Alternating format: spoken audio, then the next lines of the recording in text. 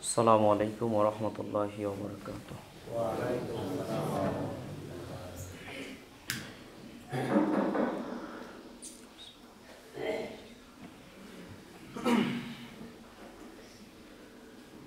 আল্লাহু আকবার, আল্লাহু আকবার, আল্লাহু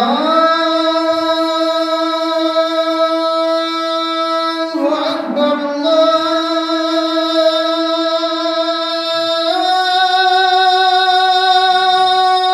আকবার। আশহাদু আন লা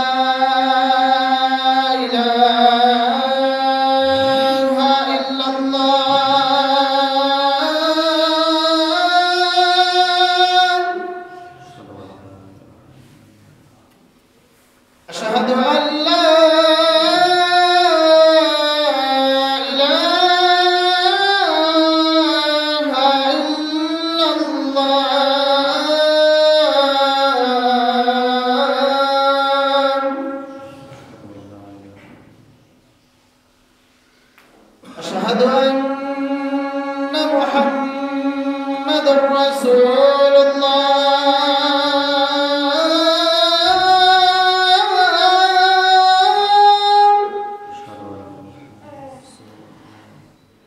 أشهد أن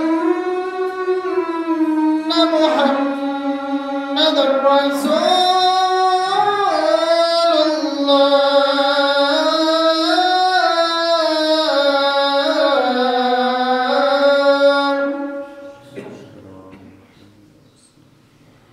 حي على الصلاة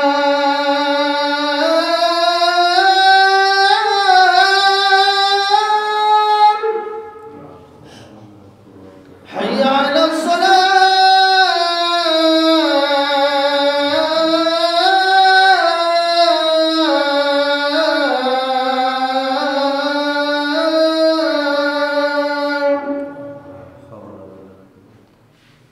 حي على الفلاح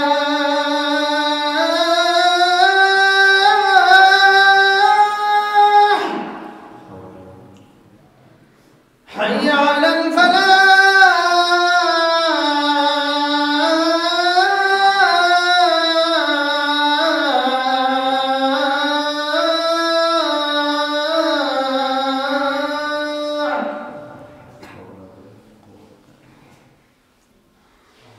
الله أكبر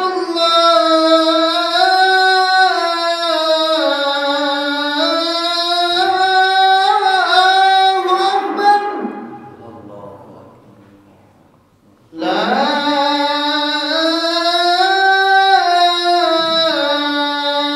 إله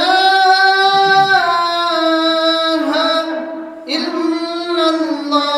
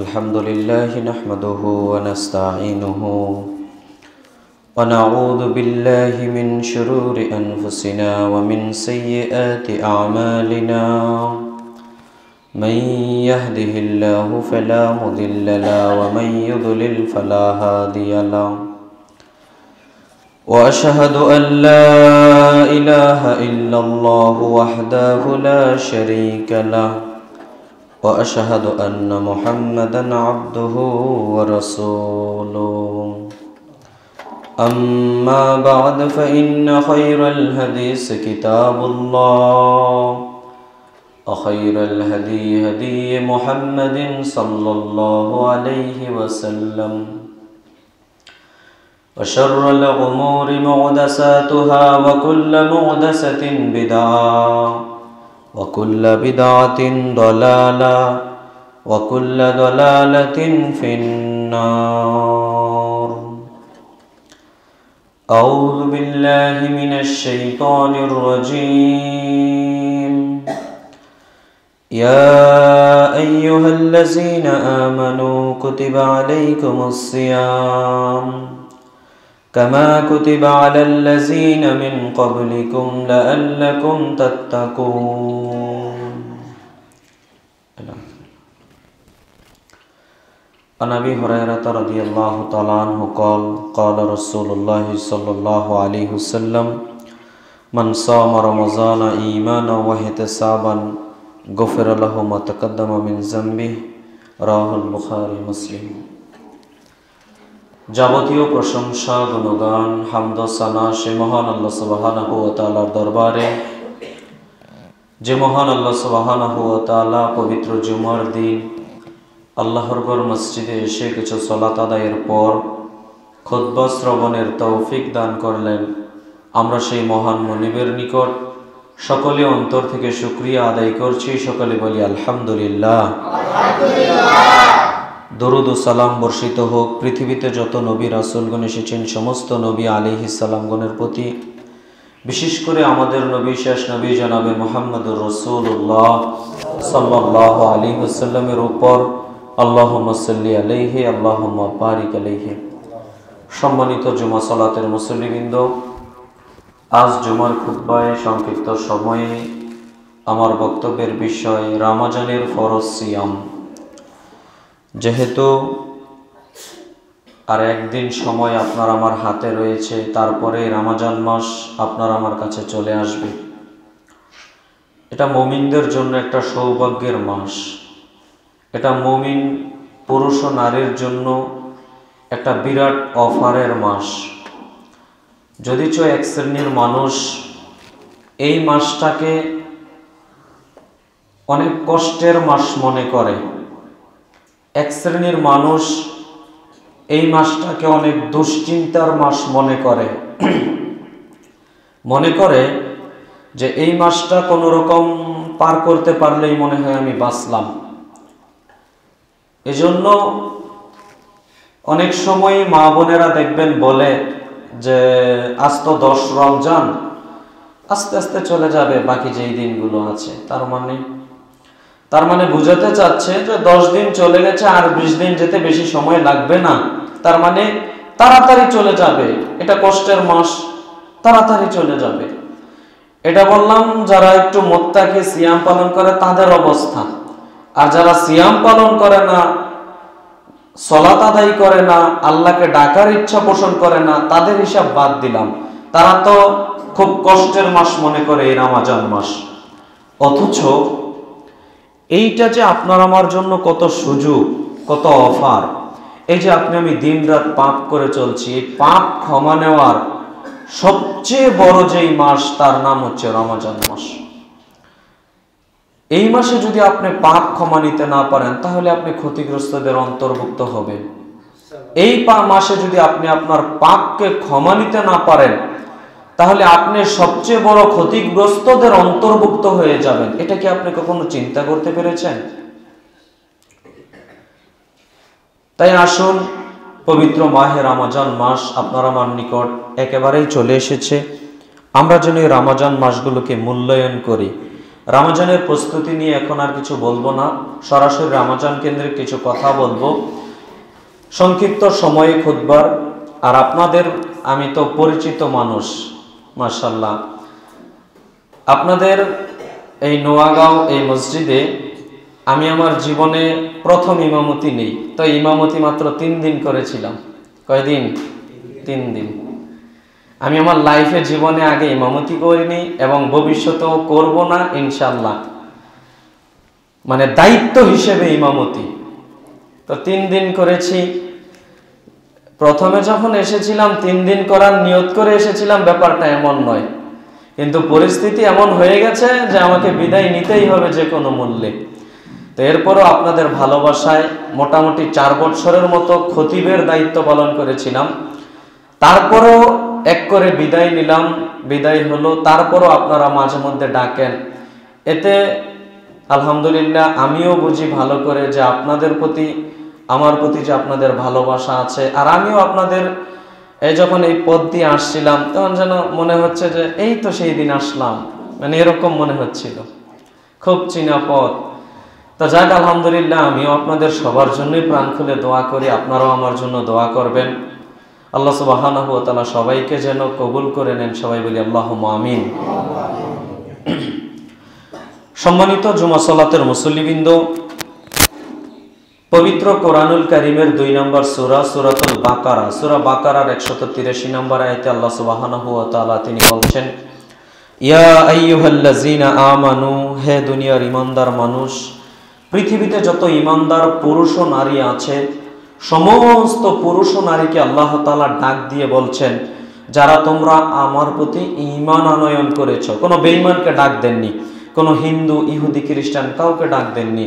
শুধুমাত্র যারা আল্লাহর প্রতি বিশ্বাস স্থাপন করেছে, ঈমান আনয়ন করেছে, তাদেরকে আল্লাহ তাআলা ডাক দিয়ে বলছেন, হে দুনিয়ার ঈমানদার পুরুষ ও নারী, কুতিবা আলাইকুমুস সিয়াম, তোমাদের উপর রমজানের সিয়ামকে ফরজ করা হয়েছে। কামা কুতিবা আলাল্লাযীনা মিন ক্বাবলিকুম, যেমন ভাবে পূর্ববর্তী যুগে সিয়াম ফরজ ছিল বা সিয়াম ছিল। অত্র আয়াত দ্বারা বোঝা যাচ্ছে শুধুমাত্র উম্মতি মুহাম্মদের যুগে সিয়াম ফরজ, ব্যাপারটা এমন নয়। বিভিন্ন বর্ণনায় বোঝা যায় যে আমরা যে আশুরার সিয়াম পালন করি, মুহররমের 2 দিন সিয়াম পালন করি না, এইটা এক সময় ফরজ ছিল।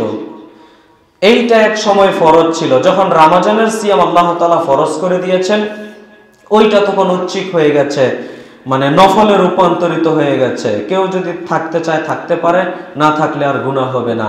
তার মানে বিভিন্ন সময় একেবারে পৃথিবীর সূচনা লগ্ন থেকেই সিয়াম ছিল। কেন ছিল এটা আল্লাহ তাআলা আয়াতের শেষ অংশে বলছেন যে লাআল্লাকুম তাত্তাকুন, যাতে তোমরা মুত্তাকি হতে পারো, পরহেজগারিতা অবলম্বন করতে পারো। সিয়াম পালনের মাধ্যমে একজন মানুষ মুত্তাকি হতে পারে, পরহেজগারিতা অবলম্বন করতে পারে, আল্লাহ ওয়ালা হতে পারে। কেমন করে আল্লাহ ওয়ালা হতে পারে, কেমন করে আল্লাহ ভীতি আনয়ন করতে পারে, কেমন করে মুত্তাকি হতে পারে, ছোট্ট একটা উদাহরণ দিয়ে বুঝতে পারবেন বিষয়টা। কথার কথা, আপনার বাড়িতে 10-12 বছরের একটা ছোট বাচ্চা আছে, 12 বছরের একটা বাচ্চা আছে। এই বাচ্চাটা সিয়াম পালন করেছে, আপনি নিষেধ করেছেন, তারপরও সিয়াম পালন করেছে। তো 10-12 বছরের একটা বাচ্চা সিয়াম পালন করেছে। তো জোহরের সময় আপনি কিছু খাবার নিয়ে উপস্থিত হয়ে বাচ্চাটাকে ডেকে বলছেন, আব্দুল্লাহ শোনো, এই যে ঘরের ভিতর তুমি আর আমি, আর কেউ নেই, এই যে ঘরের ভিতর তুমি আর আমি, এই যে খাবারগুলো দেখতে পাচ্ছ, এই খাবারগুলো তোমার জন্য, তুমি খেয়ে নাও। আচ্ছা, যখন আপনি অফার দিবেন, ওই বাচ্চাটা কি বলবে বলেন তো? ওই বাচ্চাটা নির্দ্বিধায় দেখবেন উত্তর দিবে, আমি যখন খাবার খাবো তাহলে আমার সিয়াম ভেঙে যাবে সুনিশ্চিত। আপনি বলেন তখন, আরে সিয়াম ভাঙবে না, তুমি আর আমি তো ঘরের ভিতর, কেউ তো দেখছেন না, তুমি খেয়ে নাও। বাচ্চা দেখবেন বলবে যে আমি আপনি এই কথা ঘরের ভিতর ঠিক, কিন্তু যদি কেউ না দেখে, একজন তো দেখছেন, তিনি হচ্ছেন আল্লাহ, দেখছেন না? তার মানে আপনাকে আমি যেটা বুঝাতে চাচ্ছিলাম, যেখানে 10-12 বছরের একটা বাচ্চাকে আপনি সিয়াম ভাঙাতে পারছেন না, কার ভয়ে ভাই? আল্লাহর ভয়ে। তার মানে ও জানে, আরে ঘরের ভিতর কেউ না থাকুক, একজন যে তিনি আছেন, তিনি হচ্ছেন আল্লাহ। আল্লাহ সুবহানাহু ওয়া তাআলা ঠিকই দেখছেন, এজন্য কি করে সিয়াম ভেঙে দেই। তার মানে আমি খেয়ে নিলেই সিয়াম ভেঙে যাবে, আর না খেলে সিয়াম থেকে যাব। আপনাকে আমি যেটা বুঝাতে চাচ্ছিলাম, আয়াতের প্রেক্ষিতে আল্লাহ সুবহানাহু ওয়া তাআলা বলছেন, সিয়াম পালনের মাধ্যমে তাকওয়া অর্জন হয়, পরহেজগারিতা অর্জন হয়। আল্লাহকে যে ভয় করতে হয়, ভয় করার স্বীকৃতি যে দিতে হয়, প্রত্যেকটা কাজ ও কর্মে যে আল্লাহকে ভয় করতে হয় তার স্বীকৃতি দেখেন সিয়াম থেকে আপনি পেয়ে যাচ্ছেন। একটা মানুষ যদি ভাই সিয়াম পালন করা অবস্থায় যতটা আল্লাহকে ভয় করে, জীবনের প্রত্যেকটা কাজ ও কর্মে যদি অনুরূপভাবে আল্লাহকে ভয় করতে পারত, বলেন দুর্নীতি হতো দেশে? সুদ-ঘুষ থাকতো দেশে? অন্যের সম্পদ মেরে খাওয়া থাকতো দেশে? কখনো থাকতো না। অন্যায় অবিচার থাকতো? কখনো থাকতো না। দেখেন আপনি ঘরের ভিতর কেউ নেই, এখন তো অ্যান্ড্রয়েড মোবাইল, একটা অ্যান্ড্রয়েড মোবাইল, একটা যুবক ঘরের ভিতর কেউ নেই, নগ্নতা দেখছে, বেহায়াপনা দেখছে, অশ্লীলতা দেখছে, গান বাজনা দেখছে, সিনেমা দেখছে। ইতিমধ্যে তার মা বাপ ঢুকেছে ঘরের ভিতর, দেখবে? অন্যায় অশ্লীল দেখবে না। আরো 5 জন ঢুকেছে, দেখবে না। তার মানে মানুষ দেখে নিয়েছে, এখন আর এটা করা যাবে না, এটা পাপ। প্রত্যেকটা কাজ ও কর্মে যদি মানুষ মনে করতো আরে পৃথিবীর কেউ না দেখুক, স্বয়ং আল্লাহ সুবহানাহু ওয়া তাআলা ঠিকই দেখছেন, স্বয়ং আল্লাহ সুবহানাহু ওয়া তাআলা ঠিকই দেখছেন, ঠিকই সবকিছু দেখছেন। আমি কি করে নগ্নতা দেখি, আমি কি করে বেহায়াপনা দেখি, আরে আমি সুদ ঘুষ খাচ্ছি, যার কাছ থেকে খাচ্ছি ও জানে আর আমি জানি, আর কেউ জানে না, আমি তো খেয়ে নিচ্ছি। কিন্তু আমার ভিতর যদি আল্লাহর সত্যই ভয় থাকতো, আরে আল্লাহ সুবহানাহু ওয়া তাআলা ঠিকই দেখছেন, আমি সুদ ভক্ষণ করছি, আমি ঘুষ ভক্ষণ করছি, আমি অন্যের ব্যাপারে জুলুম অবিচার করছি, অত্যাচার করছি, কেউ না দেখুক, আল্লাহ দেখছেন, এই ভয়টা যদি প্রকৃতপক্ষে ভাই মানুষের মধ্যে থাকতো, অন্যায় করতে পারতো?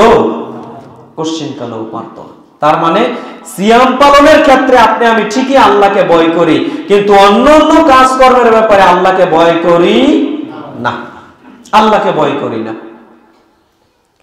এজন্যই সিয়াম শুধু পালন করলে হবে না, সিয়াম যে আপনাকে তাকওয়া দিয়ে যাচ্ছে, আল্লাহ ভীতি দিয়ে যাচ্ছে, আল্লাহকে ভয় করা শিখিয়ে যাচ্ছে, এই আল্লাহ ভীতিটা আজীবনের জন্য জীবনের মধ্যে রাখতে হবে।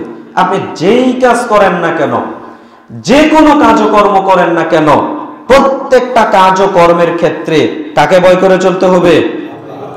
আল্লাহ সুবহানাহু ওয়া তাআলাকে ভয় করে চলতে হবে। আর আল্লাহর ভয় যদি নিজের ভিতর আনতে পারেন, তখনই প্রকৃত ঈমানদার, মুত্তাকি, পরহেজগার আপনি হতে পারবেন, তাছাড়া আপনি হতে পারবেন না। এজন্য সম্মানিত জুমা সালাতের মুসল্লিবৃন্দ, অত্র আয়াতের প্রেক্ষিতে অনেকগুলো কথা বললাম, সারসংক্ষেপ এতটুকু বলি। আল্লাহ সুবহানাহু ওয়া তাআলা রমজান মাসের সিয়ামকে আপনার আমার জন্য ফরজ করে দিয়েছেন, বাধ্যতামূলক করে দিয়েছেন, যে কোনো মূল্যে থাকতেই হবে, আল্লাহ ফরজ করে দিয়েছেন। যদিচ আমরা অনেক অজুহাত দেখাই, নানান বাহানা দেখাই, যে এই মাসে আমার গ্যাস্ট্রিকের সমস্যা, আমার এই সমস্যা, আমার অসুখ, অনেক অনেক সমস্যা দেখাই। ভাই, এত সমস্যা আপনি কাকে দেখাতে চাচ্ছেন? এত সমস্যা আপনি কাকে দেখাতে চাচ্ছেন? সিয়াম পালন করলে তো কষ্ট হবেই, কষ্ট হবে না? একজন বলে যে হুজুর অনেক পরিশ্রমের কাজকর্ম করি, এজন্য সিয়াম পালন করতে পারি না। আরে ভাই, সিয়াম পালনের জন্য কাজকর্ম করতে পারেন না, ব্যাপারটা উল্টা হয়ে গেল না? বরং আপনি সিয়াম পালন করেন, তার পাশাপাশি যতটুকু পারেন কাজকর্ম করেন, চালিয়ে যান। কিন্তু কাজকর্ম করে তারপরে সময় সুযোগ মিললে আপনি ইবাদত করবেন, এটা তো আপনি দুনিয়াকে প্রাধান্য দিয়ে ফেললেন। সম্মানিত দ্বীনি মুসলিম ভাই ও বোন, আমি আপনাদের বলবো, এই যে রমজান মাস একেবারে সন্নিকটে, সিয়াম পালন করুন। আল্লাহকে বলুন, আল্লাহ এই যে রমজান মাসের 30টা হোক বা 29টা, যে কটাই হোক, প্রত্যেকটা সিয়াম যেন সুস্থভাবে পালন করতে পারি। আল্লাহ তুমি আমাদের সবাইকে সেই তৌফিক দান করো। সবাই বলি আল্লাহুম্মা আমিন। সম্মানিত জুমা সালাতের মুসল্লিবৃন্দ, মাসালা সংক্রান্ত 2-4টি কথা বলবো, যে কথাগুলো বলা একান্ত প্রয়োজন মনে করছি। মাসালাগত অনেক মাসালা আছে, তা বলতে পারবো না, তবে সংক্ষিপ্তভাবে 2-1টা কথা বলবো। শেষ পর্যায়ে রমজান মাসে কি আমল করতে পারেন, কয়েকটা আমলের কথা বলে খুতবা ইতি টানার চেষ্টা করব।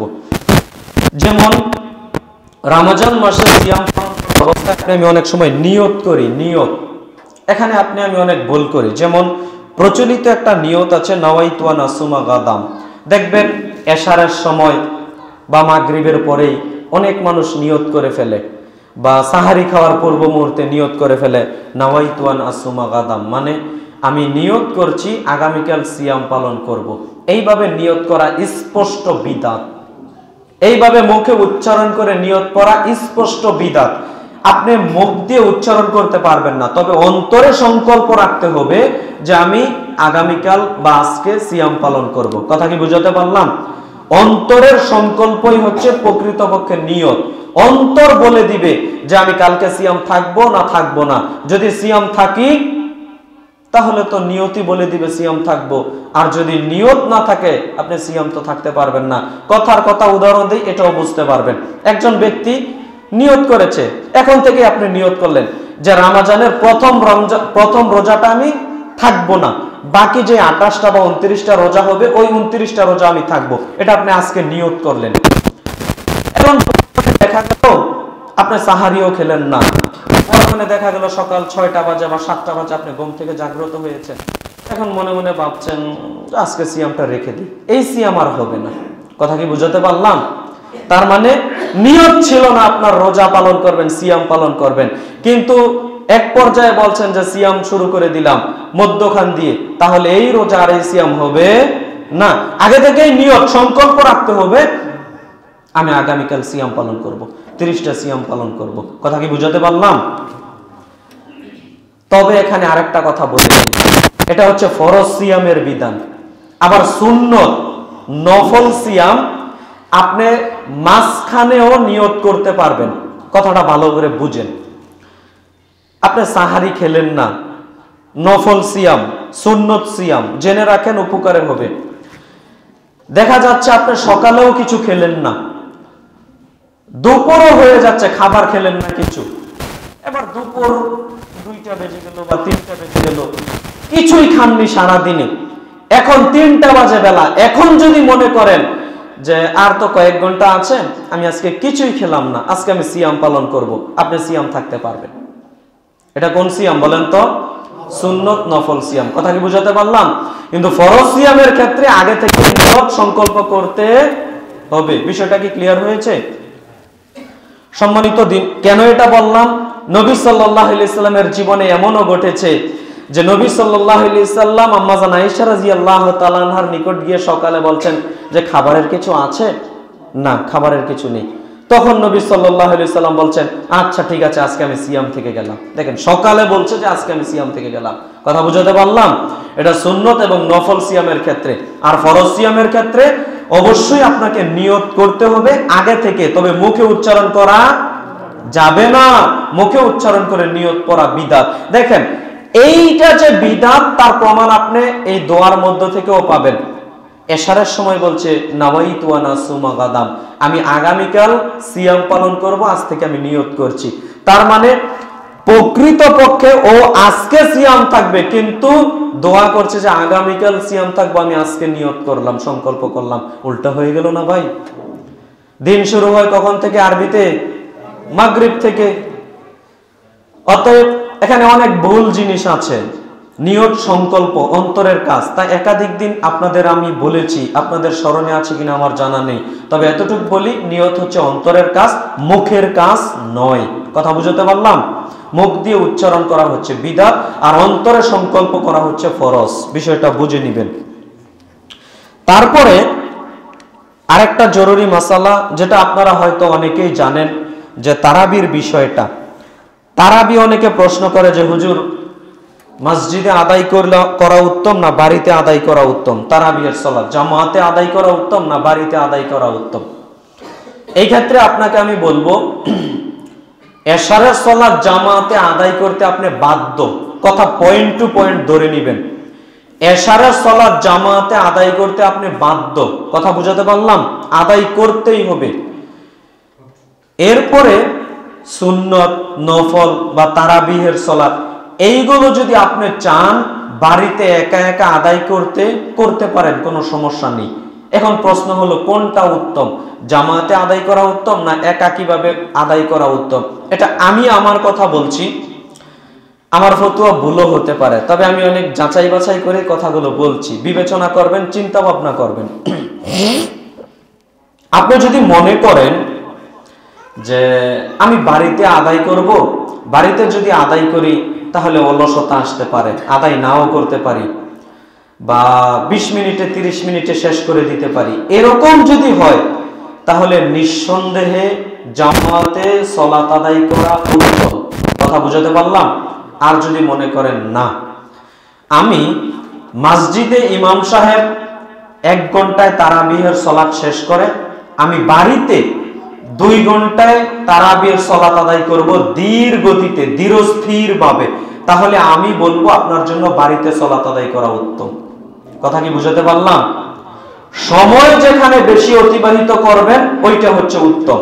আপনি যদি বাড়িতে গড়িমসি করেন, আর এটাই হয় ভাই, আমরা দুর্বল ইমানের মানুষ, দেখবেন বাড়িতে গড়িমসি করে, অলসতা চলে আসে বা তাড়াহুড়া করে আদায় করা হয়ে যায়। এজন্য আমভাবে বলতে গেলে মসজিদে জামাতে সালাত আদায় করাই উত্তম, আমভাবে বলতে গেলে। আর যদি নির্দিষ্ট আলাদা আলাদা ভাবে বলতে চাই তাহলে যেই মাসালা বললাম এটাই চূড়ান্ত থাকবে। সময় যেটাতে বেশি অতিবাহিত করতে পারেন ওটাই হচ্ছে আপনার জন্য উত্তম। আশা রাখি বিষয়টা আপনাদের কাছে স্পষ্ট হয়েছে। তারপরে আরেকটি গুরুত্বপূর্ণ, তারাবির সালাত 8 রাকাত না 20 রাকাত, এ ব্যাপারে অনেক কথা বলেছি। অবশ্যই 8 রাকাতই আপনাকে আমাকে আদায় করতে হবে। কেন? নবী সাল্লাল্লাহু আলাইহি ওয়াসাল্লাম তিনি 8 রাকাত আদায় করতেন, তিনি 11 রাকাতের বেশি আদায় করতেন না। যেমন বুখারীতে হাদিস পেয়ে যাবেন 1147, মুসলিমে হাদিস পেয়ে যাবেন হাদিস নাম্বার হচ্ছে 738। আম্মাজান আয়েশা রাদিয়াল্লাহু তাআলা আনহাকে জিজ্ঞাসা করা হয়েছিল যে কাইফা কানাত সালাতু রাসূলুল্লাহি সাল্লাল্লাহু আলাইহি ওয়াসাল্লাম ফি রমাজান। রাসূলকে আম্মাজান আয়েশা রাদিয়াল্লাহু তাআলা আনহাকে জিজ্ঞাসা করা হয়েছিল, হে উম্মুল মুমিনিন, আপনি তো রাসূলের সাথে থাকেন, আপনি বলেন তো রাসূলের রমজানে রাতের সালাত কি রকম ছিল? প্রশ্ন করা হয়েছিল রমজানে রাসূলের রাতের সালাত কি রূপ ছিল। কথা কি বুঝাতে পারলাম? তখন আম্মাজান আয়েশা রাদিয়াল্লাহু তাআলা আনহা জবাবে দিয়েছিলেন যে রাসূল সাল্লাল্লাহু আলাইহি ওয়াসাল্লাম রমজান এবং গায়রে রমজান, রমজান এবং রমজান ছাড়া অন্য সময় 11 রাকাতের বেশি সালাত আদায় তিনি করতেন না। কথা কি বুঝাতে পারলাম? একেবারে স্পষ্ট বুখারী মুসলিমের হাদিস। এর চেয়ে উজ্জ্বল জ্বলন্ত প্রমাণ আপনার সামনে আর আমি কি পেশ করতে পারি? জিজ্ঞাসা করা হলো রমজানে কি রকম ছিল, আর আম্মাজান আয়েশা রাদিয়াল্লাহু তাআলা আনহা তিনি জবাবে বলছেন যে রমজান এবং রমজান ছাড়া অন্য সময় 11 রাকাতের বেশি সালাত আদায় করতেন না। তার মানে একই নিয়ম। কথা বুঝাতে পারলাম? কিন্তু আমাদের ভাইয়েরা মানতে চায় না। আমাদের ভাইয়েরা বলে যে রমজান ছাড়া 11 রাকাতের বেশি পড়তেন না, কিন্তু রমজানে 20 রাকাত বা তারও বেশি না। একেবারে স্পষ্ট হাদিস, দলিল। আপনার যদি বেশি সালাত আদায় করতে মন চায়, আমি বলি, অনেকে আমাদের অপবাদ দেয় যে হুজুর বেশি সালাত আদায় করবে এটা ভালো তো না। আপনি নিয়মের বাইরে গিয়ে বেশি সালাত আদায় করতে পারেন না। যে জুমার সালাত ফরজ কয় রাকাত? 2 রাকাত। আমি যদি বলি যে অনেক দিন পরে আপনাদের নিকট আসলাম, 4 রাকাত পড়াই, মেনে নিবেন? মানবেন না। 2 রাকাত পড়িয়ে উঠতে না উঠতে সবাই লোকমা দিয়ে বসবেন। লোকমা দিবেন না? তার মানে আমি যদি বলি আরে বেশি পড়াবো, সমস্যা কি? সালাত বেশি করলে সমস্যা কি? সমস্যা আছে কোনো? আছে। যদি রাসূলের তরিকার বাইরে চলে যায় তাহলেই সমস্যা, রাসূলের সুন্নতের বিপক্ষে চলে যায় তাহলেই সমস্যা। আপনি তো বুঝতে চান না, বুঝার চেষ্টাও করেন না, বললে শরীরে গা জ্বলবে। দোয়া সমাজে প্রচলিত আছে, থাকবে কেন? থাকবে কেন? আপনার বাড়িতে দাওয়াত খেতে বসেছে, হুজুর দোয়া করেন একটু সবাই মিলে। কেন করতে হবে ভাই? আপনি বলেন কেন করতে হবে? আমি বলি নবী সাল্লাল্লাহু আলাইহি ওয়াসাল্লাম যেই দোয়া পড়েছেন ওই দোয়া আমি পড়ি, এতে কি আপনার হয় না? আরে ভাই, আমি যদি কারো বাড়িতে 1 গ্লাস পানি পান করি, তারপরে তার জন্য দোয়া করে দিয়ে আসি রাসূল যেটা পড়েছেন, এটা আপনার হয় না? এরপরও ইনিয়ে বিনিয়ে কত দোয়া করা লাগে আপনার জন্য। দোয়া কি বুঝতে পারলেন না? সম্মানিত দ্বীনি মুসলিম ভাই বোন, সালাত